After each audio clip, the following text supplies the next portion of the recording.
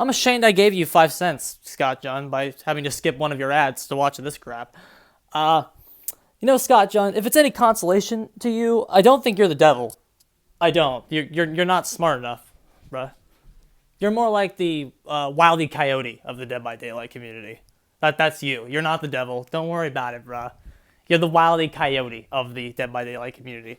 You lay this carefully conceited trap that you think is so good, and then the truth just speeds on by, bruh, because you got no idea what you're talking about.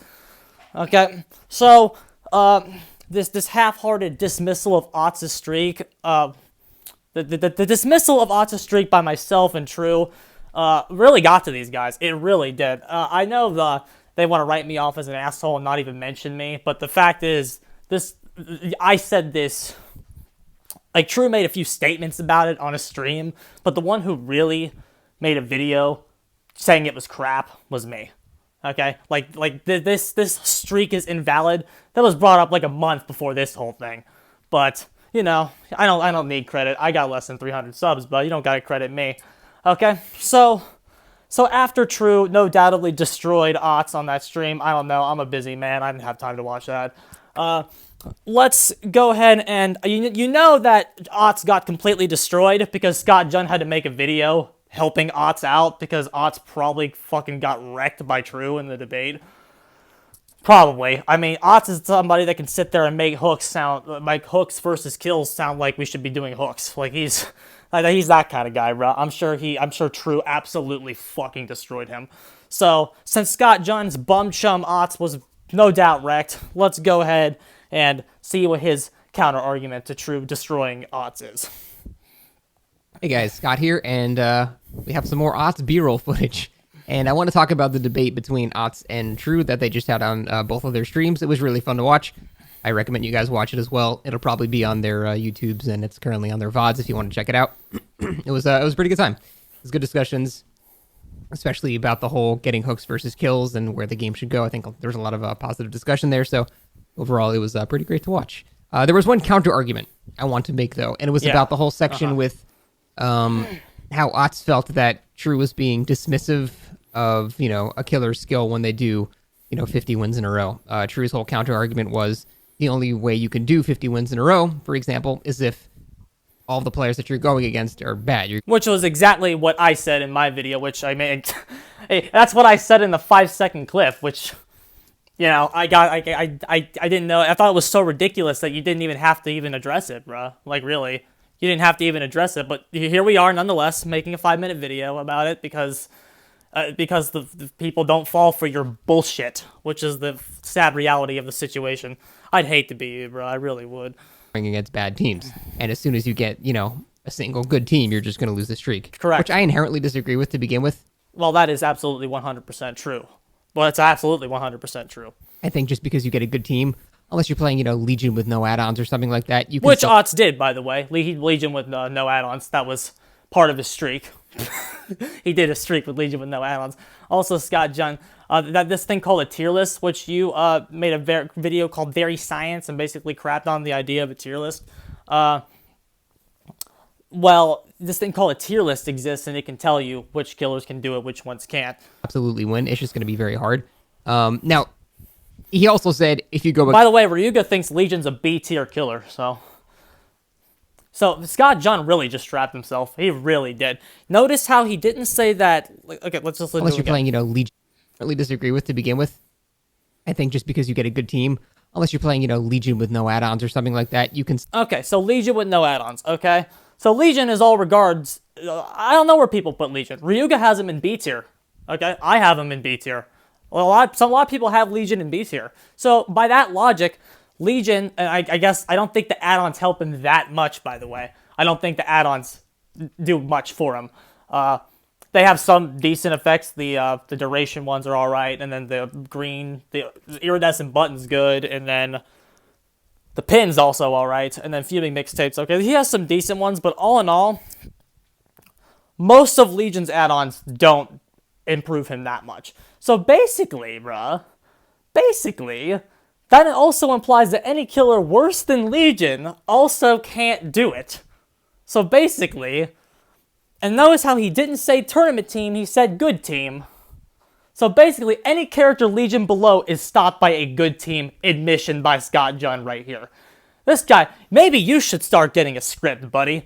For real, because I don't know if you really believe that or not, but that's just what you said to me in the English language. Will absolutely win. It's just going to be very hard. Uh-huh. Now, he also said if you go against like a tournament team, then that's it. Your streak's over, which I agree with. That's you agree true. with. Okay, well, remember when you said it was basically playing a cutscene and I had to play that because you didn't remember? I guess Scott Junn remembered that he thinks tournament teams win. So I guess he found that. Maybe he watched that video where I refreshed his mind about when he said that. But so at least he remembered that. Hey, by the way, Scott Junn, your hat's not centered, my guy. Please fix that. Unless you're playing Nurture Spirit, once you go against a tournament squad, then yeah, your streak is basically over. So True kind of feels like it's meaningless to have a streak when it's basically dictated by how soon you go against a tournament squad or something like that. Which is what I also just said in my counter response to odds, where I explained it. Yeah, I also said that very same thing. I think that's kind of a loaded argument because of how infrequently you go against tournament squads. That's not like no one is making the claim that we're doing 50 wins in a row against tournament squads. That is impossible. Oh, no one can do that. No one's going to try to do that. It's just no one's even claiming to do that is the thing, though. Oh, okay. Like, to provide a counter argument for that doesn't make any sense because no one is even beginning to claim that that's possible because it just frankly isn't. Okay, let's analyze that when real you say fast. that as soon as you... Since no one is claiming to win against tournament squads, I guess then we have our answer on if the game is killer or survivor-sided or not. Is there anybody that you can think of in the last week that could not give an admission on whether the game was killer or survivor-sided or not? Is there anybody that you can think of that didn't do that? But doing 4K challenges and acting like they are wins hurts the understanding of the game and makes people use them as evidence that the game is balanced or even in the killer's favor, even though you can negate 2/3 of the overall objective to achieve this. And this is not just an opinion that True holds. Other people have called me out for this, without naming anyone in particular. There was a person that really thought that me doing 50 wins in a row was bad for the game because, the game is very, very survivor-sided. So goes the argument. And if I win so many times, I'm basically that, and we're going to address that now, is that we are given the impression that Killer is too powerful. Killer is way too powerful. And that this game is actually not killer-sided at all. And that is a completely different debate. And how do I feel about that debate? Well, it seems to me like sometimes we want to have our cake and eat it too. It almost feels like if you're playing killer, you want the game to be balanced around you, specifically you, getting 4Ks every game. And if you don't get 4Ks every game, it's not balanced. All right, that happened. Otz could not sit there and tell you on his stream that the game was survivor-sided. So, like, when we get in that video admission, now again, to be fair, I'm a busy man, haven't had time to sit down and watch that fucking stream yet. And maybe Otz was brought to his senses, and maybe he did say that the game was survivor-sided. Maybe he finally was able to just let those words escape his lips. Maybe he did that. And if he did that, props to you, Otz. You have basic game knowledge, which, I mean, I thought you had that, but you can't even admit it on your video, bro. But anyway, that's beside the point. Let's keep going. But when you say that as soon as you go against a good team, that you're going to lose, I mean, that's just sort of insulting to the killer because you're basically assuming that they're also not good as well, and you think it's just solely in the hands of the survivors, which, a lot of it is. A lot of it is. Well, how much, Scott Junn? How much is in the hands of the survivors? Again, the problem is you have already conceded that a lot of the game is in the hands of the survivors. You can't just say that and then leave it like you just didn't say that. Like, you kind of, again, trapped yourself. Like, I feel bad for you, dude. Like how many times are you just gonna, trap yourself in this 5 minutes? Like, okay, so a lot of it's in the hands of the survivors. So, how much of it is in the hands of the survivors? Is it 50%? Is it 60%? Is it 70%? How much of it's in the hands of the survivors? And so what you've just said is that there's a certain amount of things that are in the game that when a survivor executes them correctly, the killer can't do anything about it. Okay? Great, you've said that. You've finally said something I agree with. But it's very dismissive of the killer skill involved, and I want to provide the main counter argument for Not that, particularly. which is you can only get 50 wins in a row, for example, if the players that you're going against are bad. This is which true. is technically kind of a true statement. And again, that you have just trapped yourself once again. You have admitted that you're wrong. Like, why do people listen to you? Like, that's what I don't understand. You sit there and you say this is true, this is true, this is true, this is true, this is true, this is true, but you're still wrong. Like, what? The difference between me and you, Scott Jun, is when we do these things and these things happen, like, I don't have to give you 45 of your points and then still say you're wrong. Like, I don't have to do that for you. You have to do that for us because our logic is sound. The logic of the streets being meaningless holds up to the point where you have to give us this, give us this, give us this, give us this, give us this, give us this, give us this, and a fucking cherry on top of all of it. But you can't say we're overall right. Also a loaded statement that doesn't mean anything, because what does good mean? What does does good bad mean? Good is just a comparative term to bad. Absolutely not. Bad is a comparative term to good. Okay? And what I mean by that is, when you have a video game in any sense of the imagination, anything, Smash Brothers, Mortal Kombat, Street Fighter, literally anything, okay? When you have a meta and you know what's good, like, good is laid out, okay? So once you, like, good is the standard that you should aspire to be to, okay? So something that is bad is not good. Good is not what'd you say, comparative? Good is not the comparative to bad, bad is the comparative to good. You have it backwards. And that is a fundamental understanding of why you're wrong. Because we know what good is. For something to be bad, you have to have something good, and for something to be good, you have to have something bad. So when you have The good's existence does not rely on the bad's existence. The bad's existence relies on the good's existence. That's what you get wrong, and that's why we know what good is. player that has, 7,000 hours in the game, they're comparatively good. That is incorrect. That is not inherently true. Somebody with 7,000 hours in the game could be trash. And you know what? I've played a lot of survivors. Like, they comparatively good. That doesn't mean anything. You can put a lot of time into something and just be bad at it. I have a friend that put a lot of time into Smash, but they're still bad at it. Like, sometimes you just don't have it as much as you want to have it. And you know what? But what if this game is your main hobby and you don't play it competitively? You're not that good at it, but you come on a few times a week and you have, and you never wanted to get good at it. You just wanted to play it a little bit, And what if that playing over a few years has added up?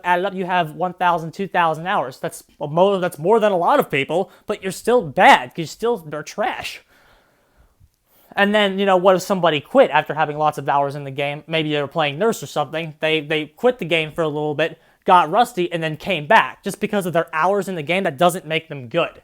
Just because they sank a lot, there's a lot of reasons why somebody having a lot of hours in the game, they can still be bad. Like, that doesn't inherently hold up. Because they are better than almost everyone that they go against. Aha. So when you say that their wins are meaningless because they just go against bad teams and they slug and stuff like that, that's extremely dismissive of the killer skill, because you're basically not paying attention to the fact that they are good. And that... What is a good killer? Someone that can punish the mistakes made by a bad survivor. That's just all that is. Okay? When you get to a tile, okay, there's something that you should be happening. This is how killers are able to immediately identify if a survivor is good or not. This is a skill that you have to have as killer. You have to identify who is good within seconds. And if they're good, you have to get the fuck away from them. Because survivors hold a certain advantage at a tile, such as a long wall jungle gym, or a strong loop with one side that's really long and one side's really short. Okay? This is just something that is a true statement within the game. So if somebody is good, they're going to be exploiting this objectively true information. If somebody is bad, they will not be exploiting this objectively true information. This is how we know what is good. Generator times are the optimal completion rate of around 3 minutes. If the survivors are not optimally completing these generators in 3 minutes, they're bad. It's literally that simple. Like, there's no other way to describe it to you. The survivors should literally be winning this game between 3 to 6 minutes. Those are the really, really optimal teams. 1 down, 3 gens pop. Those are the optimal teams. If you are not seeing that, they are bad players. And beating bad players does not make you good. Of course, it's dismissive of the killer skill. Anybody can go punish a baby. What's the problem here is that these people don't want to dismiss Otz's streak. Like, he's like, oh, you're dismissing the killer skill. Yes, because, there is a certain series of events that should be happening. And if the events are not happening, like if a survivor has enough distance on the killer, hears the terror radius, sees the red glow, when they're at the wrong side of the generator on a long wall jungle gym, they get the guaranteed free window. Another example, when the killer wraps around a TL the wrong way, the survivor's guaranteed that window. And if that survivor doesn't take it and they just leave the tile and get hit, they're bad. If they take the window, they're good. Like, if you see these things, and if you see these things, you're facing someone good. Don't see these things, you're playing someone bad. Punishing bad survivor, like, that doesn't show you understood the tile or anything. Comparison makes everyone they go against bad, basically. So when you say that, it doesn't mean anything because they go against everyone that's bad, that doesn't make any sense. Because everyone they go against comparatively is bad to them. So there's no winning in that argument. They'll never ever go against. But see, you can't say that because you've already admitted that there's a certain amount of game that is in the survivor's hands and the killer can't do anything about earlier.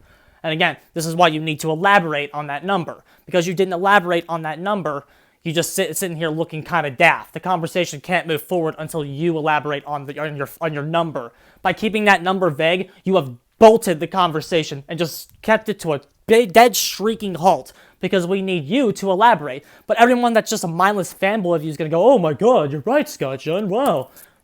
You're really smart, dude. You're really smart. When you didn't provide any actual number. All you've given us is that we're right about this, and this, but we're still not right on the overall point.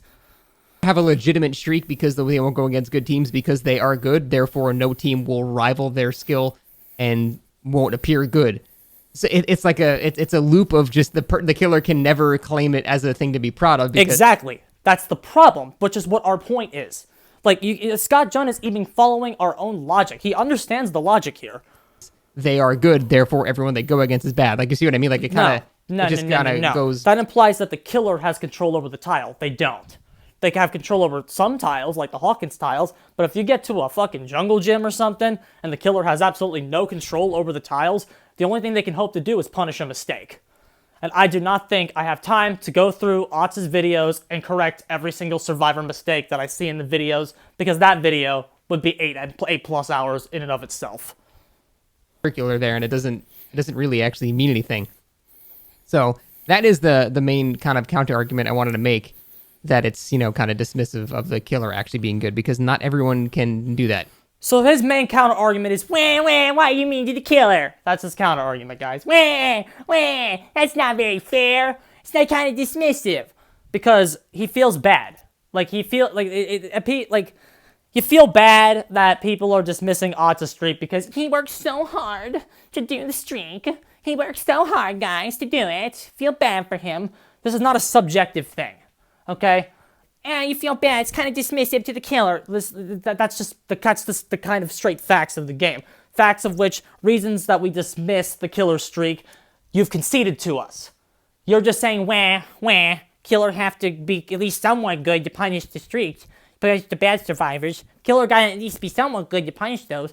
Killers don't have to be A+ tier killers to punish mistakes made by Joe Blow and his friends. And that's just a 100% fact. Joe Blow and his friends are bad at the game. Killer doesn't have to be Otz to punish that. It is not, it's not realistic to expect a streak to be balanced around going against incredibly strong teams. Of course it is. Of course it is. And you know what, Scott John? Why don't you advocate for matchmaking fixes, and then Otz can redo his streak on everybody and have it in a more legitimate fashion. Or wait, you've already admitted that is impossible. And without, of course, balance adjustments, which again, the main thing that this game needs, which we just can't get, because, not everyone's good, guys. Well, imagine if other games balance like that. Because there aren't really that many. And it's especially silly to expect it to be based around going against, like, tournament teams, because you almost never go against tournament teams, like, ever. Like, think about how many actual tournament teams are in this game. I'm talking legitimate tourney teams that do scrims and things like that, not just 4 friends that play together. We have to give him an assumption here. We have to give him an assumption that the game is not balanced, is balanced enough to where only tournament teams can exploit that bad balance. And this is an assumption I don't give him. Swift can exploit the balance of the game without being tournament level because the game is that fucking imbalanced. The early game math is not on our side, and you don't have to be fucking Charles Darwin, Albert Einstein, Swift levels of intelligent to exploit that design. You don't have to be fucking Ludwig von Beethoven and have such a sense of rhyme and rhythm and reason and just be so big brain level to use Dead Hard. You don't have to be, who else is a fucking genius? You don't have to be fucking Socrates to fucking use Decisive Strike. You don't have to be top level to use the things that make the game unbalanced. So I just don't grant you that point. If you get a solo queue group of 4 survivors that have genuine good awareness, that is going to be a very challenging game. You would know, Scott John. You would know. At least I would hope so.